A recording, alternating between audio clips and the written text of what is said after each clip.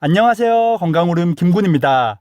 중앙치매센터에 따르면 우리나라의 경우 65세 이상 사람 10명 중 1명은 치매라고 발표하였습니다.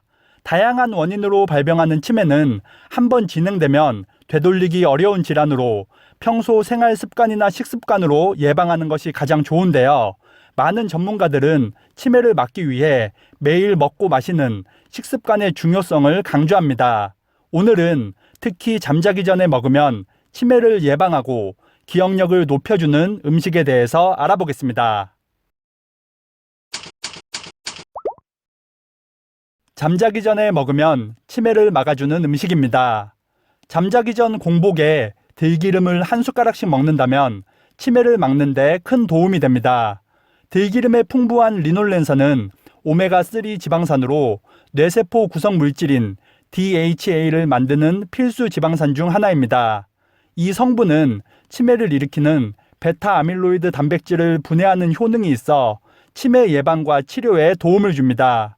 미국 캘리포니아 주립대의 연구에서도 리놀렌산을 비롯한 오메가3 지방산이 베타 아밀로이드가 뇌에 쌓이는 것을 막는다고 발표하였습니다. 그리고 들기름에 풍부한 불포화 지방산은 뇌 기능을 활성화해 기억력과 집중력을 높여주는 역할도 합니다.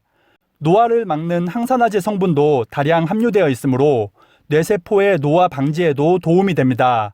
부산대학교 식품영양학과의 논문에서도 베타 아밀로이드로 인해 인지 능력이 손상된 실험군에 여러 종류의 식물성 기름을 먹인 결과 들기름이 인지 능력 손상을 가장 효과적으로 개선하였다고 밝혔습니다.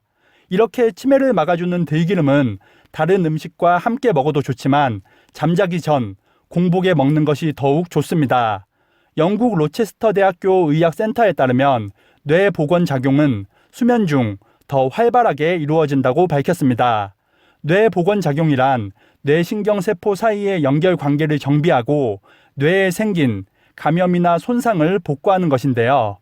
잠자기 전에 먹은 한 숟가락의 들기름은 체내 흡수율이 더욱 높아지고 뇌에도 더 집중적으로 영향을 미칠 수 있습니다.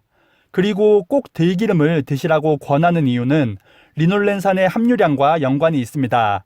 일반적으로 알려진 들기름의 리놀렌산 함유량은 60% 이상인데 콩기름은 10% 이하, 참기름은 1% 이하이므로 치매 예방의 목적이 있다면 들기름을 드시는 것이 좋습니다.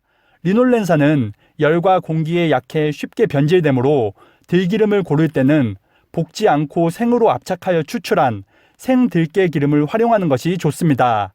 만들어진 지 5개월 이내에 먹는 것이 산패를 방지할 수 있어 더욱 안전하며 구입 후 최소 1년 이내에는 모두 드시는 것이 좋습니다. 잠자기 전 들기름을 한 숟가락씩 먹고 치매 예방에 큰 도움이 되시길 바라겠습니다. 건강하게 오래 먹을 수 있는 들기름 보관 방법입니다.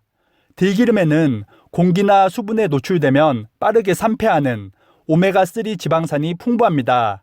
때문에 보관 시 빛과 공기의 노출을 최소화하는 것이 가장 중요한데요. 산패를 방지하기 위해서 들기름은 냉장 보관해야 하며 개봉을 한 후에는 한 달 안에 섭취하는 것이 좋습니다.